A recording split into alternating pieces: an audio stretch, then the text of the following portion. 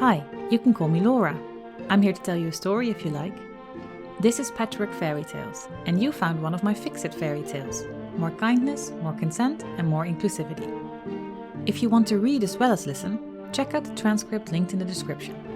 Today, we're fixing the Grimm's Hans in Luck.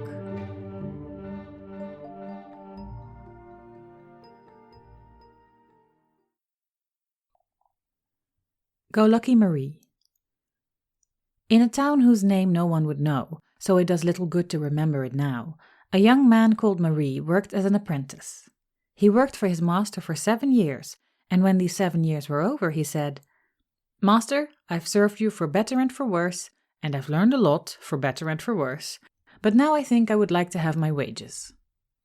"And so you shall," his master agreed, because he was an honest man, but because he was likewise a shrewd one, he added, "But you had better stay here to continue your work, rather than go somewhere else." "Ah," said Marie, who had already made up his mind to be off, "but I am not a mineral that is part of the soil, nor a vegetable that will wilt in a different climate. No, I am an animal, so I have to migrate."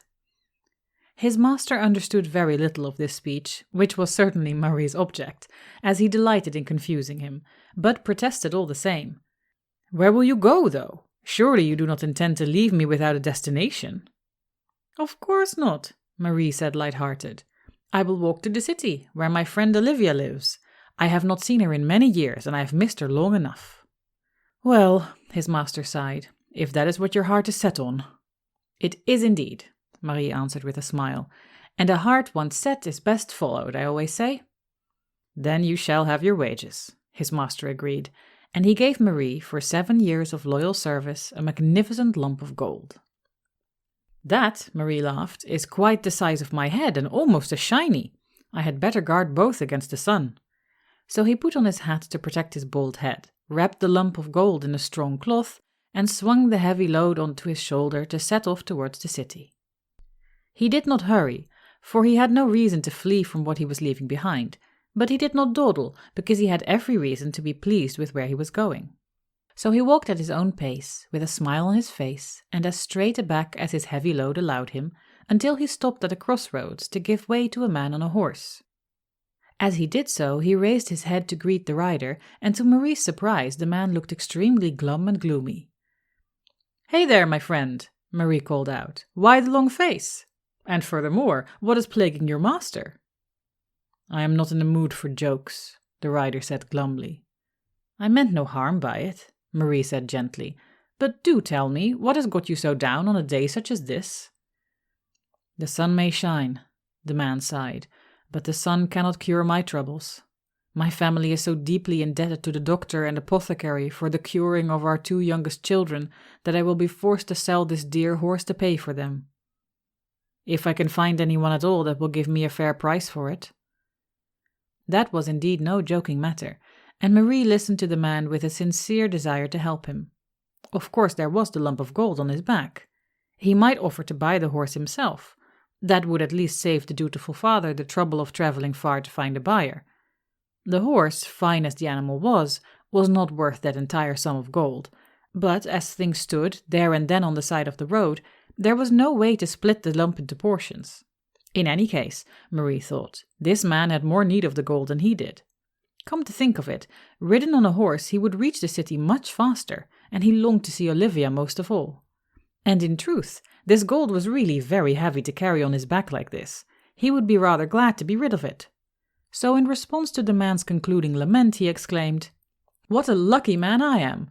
Here you are with a horse to sell, and here I am with this lump of gold halfway breaking my back. Tell you what, let's trade. I will take your horse, and you will take this gold." The man was overjoyed and gladly took that bargain. He dismounted and helped Marie into the saddle in his place. Marie took the reins cheerfully, and they parted in mutual satisfaction, the man turning back the way he came, and Marie continuing on the road towards the city. Now, Marie was not a bad horseman, and he rode the beautiful mare gently, but just as he rode round a bend in the road, where the view was obstructed by tall, waving trees, there happened to be a cow in the middle of the road. The horse startled, and before Marie knew where he was going, up was down and left was right, and he was thrown off and into the ditch at the side of the road. "Oh, my word, are you all right?" a distressed voice called out, and when Marie got to his feet, he saw the owner of the voice was a young woman with rather dusty clothes and a very pleasant but very tired face. "Right as rain," Marie assured her. "And why shouldn't I be? After all, I also fell from the sky." "I should not have let go of my cow," the young woman said ashamedly.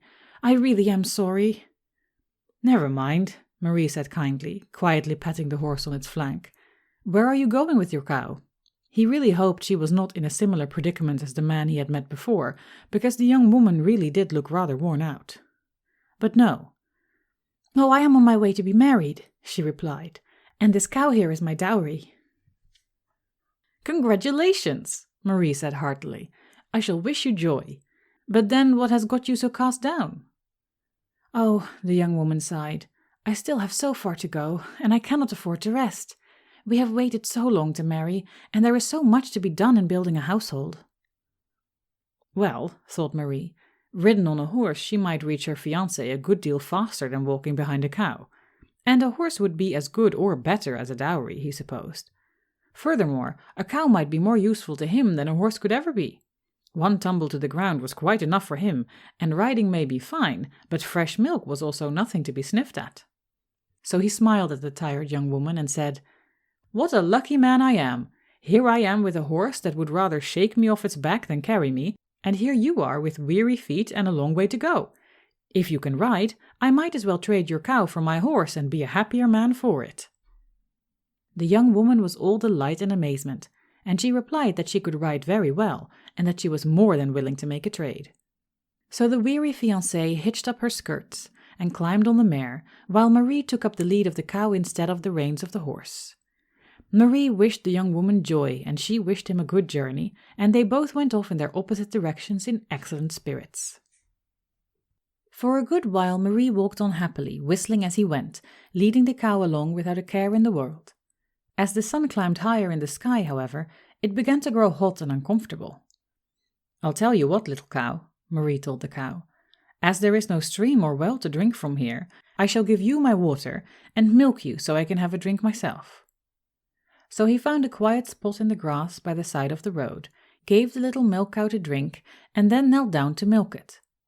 Now Marie was not a clumsy man, and he was being very careful, but just as he began the milking, a nasty gadfly stung the cow and made the animal give such a kick that her hoof knocked Marie against the head and had him tumbling backwards in a daze. For a moment he was unable to sit up, but the next he found himself being helped up by the elbow. His helper was a young lad with a face that would have been freckled if it had not been so dirty. His grin was wide, though, and Marie grinned back in return. "Thank you, my boy," he said. "That's good of you to stop and help me." "Oh," said the boy, "I am in no hurry to get where I'm going. No, I'd rather be going the other way." "And why may that be?" Marie asked in curiosity. The boy's face fell, and he gestured behind him, where Marie saw a fat little pig lying lazily by the side of the road. "My mother sent me to bring the pig to the butcher," the boy muttered. "And I know she has to feed me and my siblings, but I wish we didn't have to kill our animals to do it." Marie had far too soft a heart to see sorrow in such a young face. A single pig, he thought, would not go far towards feeding a whole family in any case. A fine little milk cow such as this would be much better, and it would save the dear boy a trip to the butcher. Besides, he was no farmer, and even more than that, one kick to the head was already more than he had ever bargained for. "You're a kind boy," he told the grubby lad, "and what a lucky man I am. Here I am with a cow that would rather kick me in the head than give me her milk, and here you are with a crowd of hungry siblings to feed and a mother counting on you. I will take your pig and give you this cow in trade. Then you can have milk and butter and cheese at home and never think of the butcher again." The lad's face lit up like the sunshine itself, and he heartily agreed to the trade. Happily he exchanged the lead of the cow for the rope the pig was bound with, and the boy thanked him one more time as they each went their separate ways. Marie was extremely content, because a thin veil of clouds had slipped in front of the burning sun, and the pig was a companionable, cozy sort of animal. It made him smile to look at it, and really, he thought, he had had an extraordinary amount of luck on his trip. Every circumstance coming together so neatly as it had. As he continued on his way, however, Marie did notice that he had to slow his pace considerably. The pig would trot fast when it wanted to go fast, slow when it wanted to go slow, and when it felt like lying down, it frequently did so. No amount of kind words or colorful scolds or pulling on the rope could change that, and Marie began to worry that at this rate he would certainly not reach the city before nightfall. Several times he tried to carry it, but that fat little sow was far too heavy and far too unwilling to be carried even a little way. So on Marie went, very slowly, and now not quite so smiling. Right at that moment, a little lane met the road, and down that lane came a girl with a plump white goose tucked under her arm. "Good afternoon, miss, and good afternoon to your goose," Marie greeted her cordially. "Please mind my pig. It has a will of its own, you see, and I would not have you run afoul of it." "Good afternoon, sir, and good afternoon to your pig," the girl giggled. Then she frowned seriously at him from beneath her bonnet and said, "I shouldn't be laughing. This is a sad day." "Is it really?" Marie said kindly. "What makes it sad?" "It is sad because there is a fox on the loose, and no matter what we do, he gets into the coop every time. Now Papa has sent me to bring our last goose away before we lose her too." "That is sad indeed," Marie agreed, and the girl nodded regretfully. A pig, Marie thought, would have no fear of foxes. If any of the neighbors around here had a boar, no doubt they could arrange to have some piglets. Really, that was a much better bet in fox country than raising geese or chickens. And now he came to consider it, a fine goose like that would make a much better present to give to Olivia on his arrival than a pig. It would also be a great deal easier to carry. Why, this little girl had her tucked under her arm with no problem at all. Carrying only the goose, he would reach the city soon enough. So he looked at the girl with twinkling eyes and said cheerfully, "What a lucky man I am! Here I am with a pig that is too heavy to carry and that would rather lie down than walk, and here you are with a goose that needs to be carried to safety and an empty coop that needs to be filled. Let me offer you a trade. You give me the goose, and I will give you this pig to take home. If it is only that little lane you need to go down, you may persuade it to walk that far, and no fox will be getting this heavy beast." The girl's eyes went wide with joy, and she happily agreed to the bargain. So Marie gave her the rope to lead the pig, and she gave him the goose to tuck under his arm, and when each had what was now their own, they most cordially wished one another good day. Now Marie whistled again as he walked, because the goose did not mind being carried, and he was making good progress towards the town. He smiled to himself, thinking how surprised Olivia would be to see him, and he would give her the goose to give to her landlady, which would be a pretty good way of arriving in a household, he thought. When Marie was nearly upon the town, with the sun setting in the west, he met a fifth fellow traveller. This time it was a ragtag sort of man, hauling a heavy whetstone wheel on a cart. "Hello there, young man," he called out to Marie as soon as he saw him. "Do you have anything that needs sharpening?" "Sadly, my pockets are devoid of scissors or knives at the moment," Marie replied good-naturedly. "Sad indeed," the man shook his head. "But say, that's a fine-looking goose you've got there. Where did you buy it?" By then Marie had reached the cart, and he leaned against it comfortably, the goose still tucked snugly under his arm. "I didn't," he replied merrily. "I traded my pig for it." "Your pig?" The man frowned in disbelief. "Did you set out to sell it, and was there no buyer?" "I did not set out with it at all," Marie answered, beginning to take pleasure in the joke this would become. "I traded my cow for it." "Then what did you mean to do with the cow?" the man asked, eyebrows traveling ever higher up his face. "Nothing at all, for I did not have it until I traded my horse for it," Marie told him with as straight a face as any man could have spoken with. "And the horse?" the man gaped. "That I bought," said Marie, "for a lump of gold as big as my head." By now the man's eyes were as big as saucers. "Where did you come by such a sum of gold?" "Not easily," Marie laughed. "I can tell you that. It was my reward after an apprenticeship of 7 years. For a moment the man was very quiet, and then he straightened his shoulders and said, "You have done some good deals there, young man, no doubt about it. Now if only you could find yourself a thing that could keep you making money, you would be set for life with a mind like yours." "Reckon I would be," Marie agreed amusedly. "But how would I manage that?" "Well," the man exclaimed, "you need something that can turn you a profit, like the turning of my grinding wheel here. If you had such a thing as this, you could be making money wherever you go, For everywhere you go, people will need their knives and scissors sharpened. Yes, my boy, a grinder like me never misses the clink of gold in his pockets." "Is that so?" Marie exclaimed, and because he knew very well that the man was taking him for a simpleton, he added regretfully, "What a pity I would never know where to get one." "Ah," the man grinned, I may be able to help you there. You see, this stone here is by now a little worn for a master craftsman such as myself, but for a beginner like you it would be just perfect. Tell you what, I will trade it for your goose. What do you say?" Now Marie had half a mind to give the man a good scolding, because it was really pretty bad of him to try and take advantage of him in such an underhanded manner. But really, Marie thought, if he wants the goose that badly, he probably has more use for it than I do. Besides, it really was a bit of a joke, wasn't it, to set off with a clump of gold and end up with a goose? To end up with a grinding stone would be an even better joke. It would make Olivia laugh, and it would give him a story to tell for the rest of his life, that was certain. So despite everything, Marie exclaimed, "Well, that is an extraordinary deal. I think I will take it, my good man." And he handed him the goose and received the grindstone in exchange. With many well wishes of the stranger, he continued towards the town, the man hurrying off further away from it, his face shining with glee over the fine goose. Marie kept walking, and as he hauled the heavy stone with him, he could not help but laugh out loud. The ridiculous thing was so heavy he could barely put one foot in front of the other.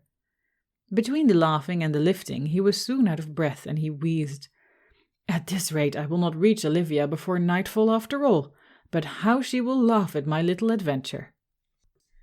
It was really very slow going, though, and when Marie reached the well at the very beginning of the town, he was quite eager to stop for a drink. "You sit yourself down too," he said with a sigh to the heavy stone, and he placed it carefully by his side on the edge of the well. Marie leaned forward to scoop up some water, but right then his foot slipped on a wet stone and he lost his balance. He just managed to save himself from tumbling into the well, but in doing so he pushed against the grinding stone, and with a tremendous splash it fell into the water. "Well," Marie called out, throwing up his hands and bursting out laughing all over again, "that is me relieved of my burden." He laughed until he cried, leaning over the well to see into the depth, but there was nothing but darkness there. The stone was gone. "I truly am a lucky man," he said aloud, wiping the tears of laughter from his eyes, "because this is a better ending to this story than I ever could have fabricated, and now I will not have to carry that loathsome thing all the way to Olivia's house. Truly, I might as well have been born on a Sunday with the luck that has come my way today." So he merrily drank his thirst away and then set off for Olivia's townhouse with a bounce in his step and a song on his lips. He had every reason to be cheerful, he thought, because although he had set off with a load of gold and was now nearing his destination with nothing in either his hands or his pockets, he was likewise free of worries. He had done 7 years of good work, and in one single day he had made 5 people very happy, 4 of which he believed genuinely deserved it, and all of which had given him a tale that could be told over dinner for years to come. Most important of all, here he was finally turning into Olivia's street. So with a mind and a body free of all burdens, he ran the last paces to the door, behind which awaited the single warmest greeting a man with nothing but the clothes on his back had ever received. "My dear Marie," Olivia cried, when the 2 friends finally broke out of their embrace, "if I had known you were coming, I would have gone to meet you. You must have walked all day. Come up to the sitting room. I want to hear all about your journey." There was no request at that moment that could have pleased Marie more, and as soon as he had sat down, because he had been on his feet since early dawn that day, he began telling the story that he had paid for with 7 years' wages, but was now rewarded for with his dear friend's roaring laughter. Which is as good a trade as anyone is likely to find. I am sure any friend will agree.